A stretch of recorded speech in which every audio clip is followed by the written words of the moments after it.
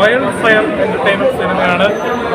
നമ്മുടെ icon star Allu അർജുൻ്റെ ഒരു കംബാക്ക് സിനിമയാണ്.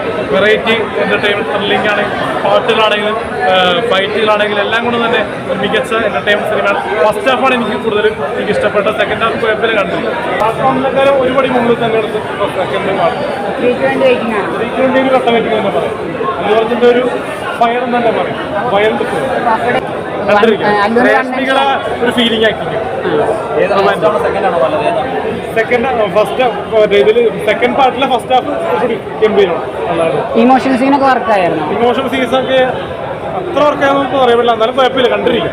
ഫൈറ്റ് കുഴപ്പമില്ല, ഫൈറ്റ് കണ്ടിരിക്കും. ഇമോഷൻസ് അത്ര വർക്കായി.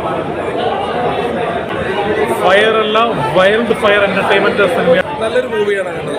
അല്ലു അർജുൻ ഫഹദ് ഫാസിൽ കോംബോ അടിപൊളിയുണ്ട്. BGM ആണെങ്കിലും പാട്ടാണെങ്കിലും ഫൈറ്റ് ആണെങ്കിലും വേറെ ലെവലാണ്. കാരണം പ്രേക്ഷകർക്ക് അല്ലു അർജുൻ സമ്മാനിച്ചിരിക്കുന്ന ഒരു വിരുന്ന് തന്നെയാണ്.